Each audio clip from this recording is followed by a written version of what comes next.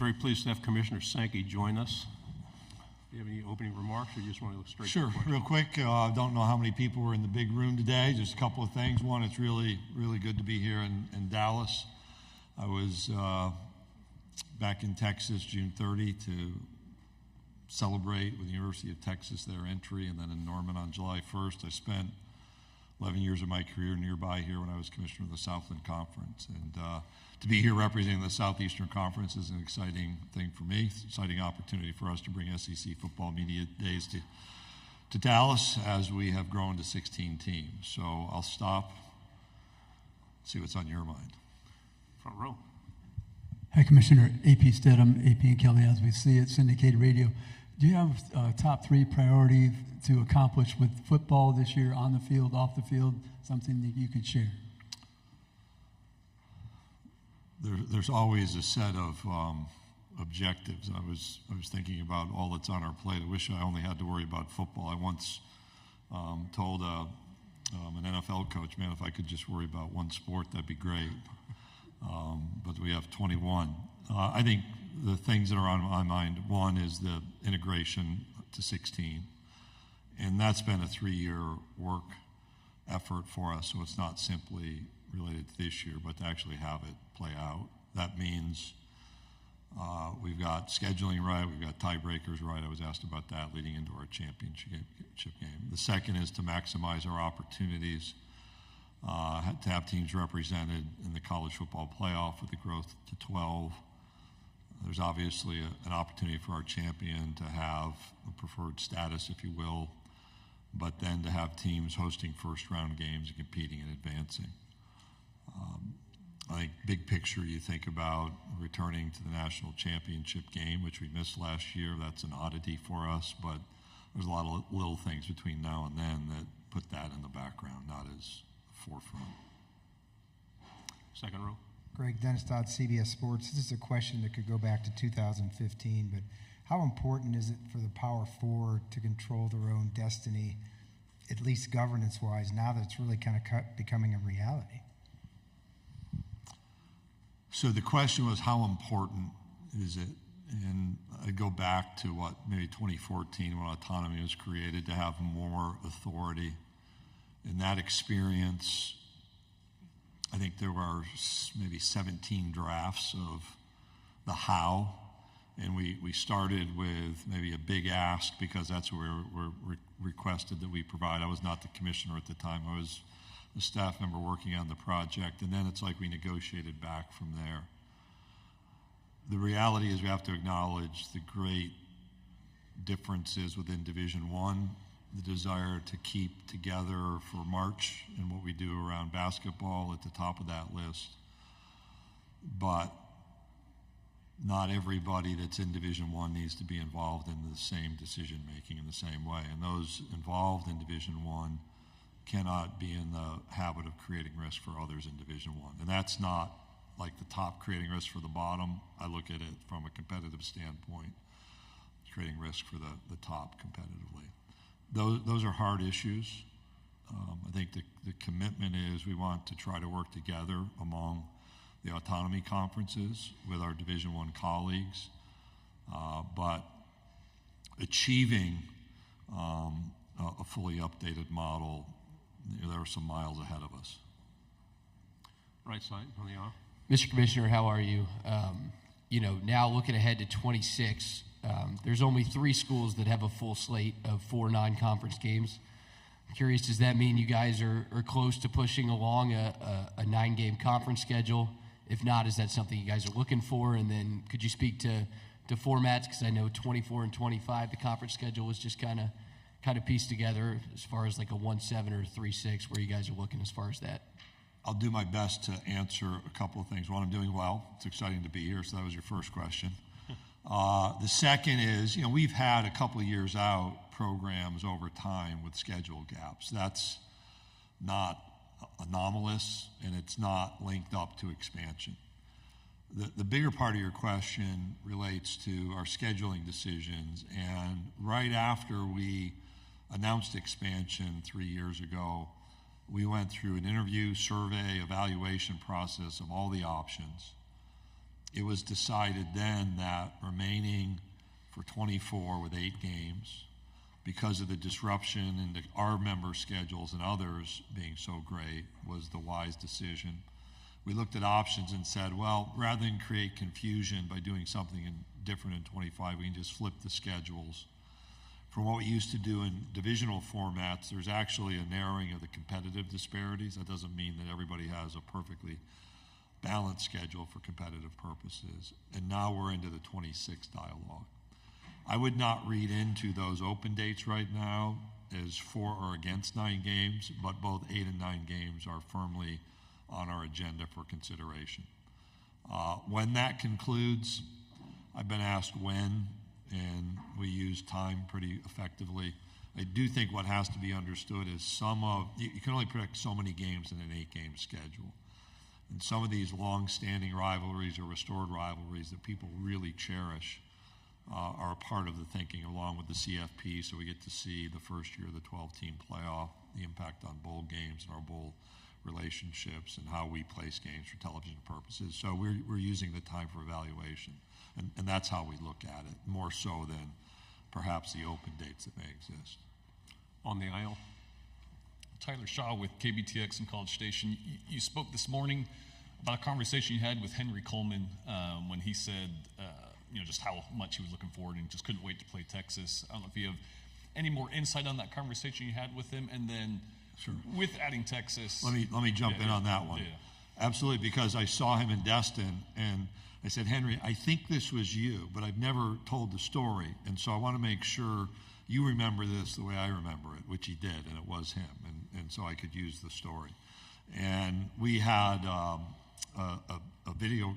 conference call, I think. I don't think it was a video conference, of our men's basketball student athlete leadership council right after, like a month or so after the announced expansion. At least I was on by phone. And when I was talking about when the entry, which was going to be 2025 at that point, he followed up and said, I just want to understand, when are they entering? And I said, do you want them to join sooner or later? I wasn't sure, because I didn't know Henry as well as I do now, and I didn't know his perspective. And no, his response was, hey, I want to play him as soon as we can. And I think that I use that as an example of the competitive spirit our student athletes, the young people have. They want to challenge themselves in those rivalries and at high level. So there's my insight. And when you have conversations and you see anecdotes like that, how much are you looking forward to Texas and A&M, kind of this renewed rivalry becoming part of the SEC and joining all these other great rivalries? In 21, I looked forward. So in 2004, I attended, I think it was 2004, because I have the game program, Texas and Arkansas. And I'd not been to a Texas and Arkansas game, and it was in Fayetteville, and I was blown away by the crowd and the intensity. And then I went to the game in 21, which was 7 weeks after the announced edition of Texas, and the passion and intensity. The home crowd rushed the field, which we don't want them to do, but man, it was a pretty special night. And I think that presets the expectation for special nights with these rivalries, and obviously a lot of focus on Texas A&M and Texas playing. So I'm looking forward to that experience, I think. On the aisle. Yeah, Commissioner Sankey, Evan Kamiko from Pig Trail Nation. Kind of right off of that, I actually was going to ask about that, but what excites you about being able to bring back these old historical rivalries from the Southwest Conference now to the common day SEC? A little bit personal, not that drives the why, but I lived here when Reunion Arena used to be full of Arkansas fans and Nolan Richardson was coaching. You remember those days. I can remember the centrality of the Southwest Conference when I moved here. I was in Longview, Texas, in college at Laterno College in 1982, and I remember buying a 3/4 T-shirt with all of the Southwest Conference school logos on it, and Arkansas was a part of it, obviously, back then. And so I have appreciation for that. Fred Jacoby became a friend, someone who I knew, and watching the change in the leagues over the years, to be a part of, I think, the growth of all of the individual programs, but of this conference is rewarding. And I know the power and the interest that's present around our new programs, both Oklahoma and Texas, and we've experienced that with A&M in Missouri. I think that's just a really special experience, particularly when you use the phrase that I use, peer athletic programs and peer universities. I think that's part of all of our collective future in an exciting way. Left side, back row. Commissioner, the expanded playoff is here this year. Obviously, hope that multiple SEC teams will represent the conference in the postseason. Are you in favor of a system with automatic qualifications for the college football playoff, or would you prefer a committee choose the top 12 teams regardless of conference affiliation or conference championships? I was always one who would have advocated for just the top fill-in-the-blank number of teams. So there was a lot of speculation back in 2019 when the focus on changing the 14 format came into being that I'd be fine with just picking the top 8. I'd be fine picking with the top 12, but there's always compromise in there. So we have not allocated automatic bids, but spots for conference champions, since that was one of the philosophical underpinnings of the selection process. That includes a selection committee's role. I do think we have to be really clear about how that selection committee will conduct its business. We've done much of that work, but we're going to go through some learning processes. Like, you look at Georgia's schedule this year. I think that's a great football team from what I read. They play at Alabama, at Texas, and at Ole Miss. I don't think there's another team in the country that faces that type of away schedule. That's almost half of their conference schedule. How do you evaluate a 9-3 or a 10-2 team that faces that rigor, plus Clemson in a non-conference game and Georgia Tech on the back end? So 10 of their total schedule is A5 or A4 in the modern era or the updated era, against another team, even from one of the power conferences that might be 11-1 or 10-2, but doesn't play close to that rigor of schedule. So that's my focus. The notion of greater numbers of automatic allocations, that arose in February. We move forward without that. Will it come back again? We'll see. I'm probably not the one who's going to bring it up. I do think the criteria used for selection, we have to be very attentive to that reality because of these rigor differentiations between schedules, both our leagues and others. And I didn't think I'd be using rigor differentiation as a phrase today at all. Eric Bailey with the Tulsa World. Commissioner Sankey, we got to talk to you before the OU Texas game last October. I wanted to ask you, after the fact, sitting and seeing the atmosphere in the game itself, how just your thoughts on that game. Then we always talk about OU football, but just your thoughts on Oklahoma's athletic department as a whole, the different sports that they have. The game itself, I said, I think maybe I said in an interview last year, I had driven on the interstate outside the stadium when I was Southland commissioner living here, going to games, wondering what it was like inside. And it was a wow moment, that experience. Stayed for the first half, bought a funnel cake on the way out for everybody that was traveling with me.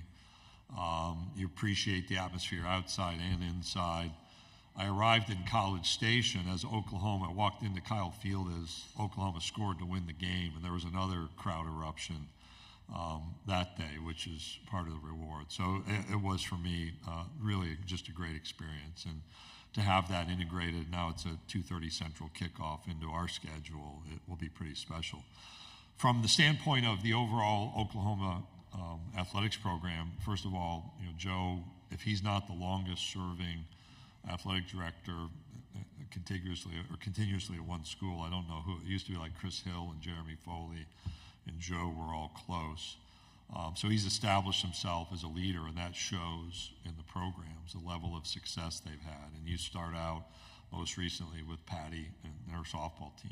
To win a national championship 4 times in a row, that is John Wooden-esque. That defies definition. We're really proud to have won like 5 baseball World Series in a row as a conference.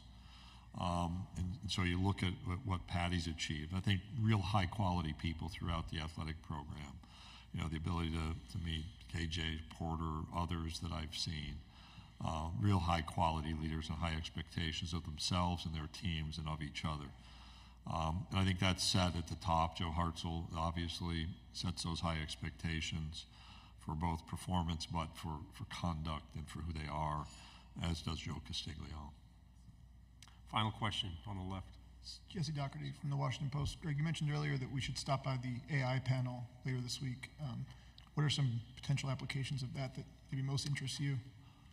We've initiated a conversation within our office about officiating use. Like, is there machine learning? So it's a little bit different than just an AI piece. As the game speeds up and you're asking officials to process more, is there a way to be helpful?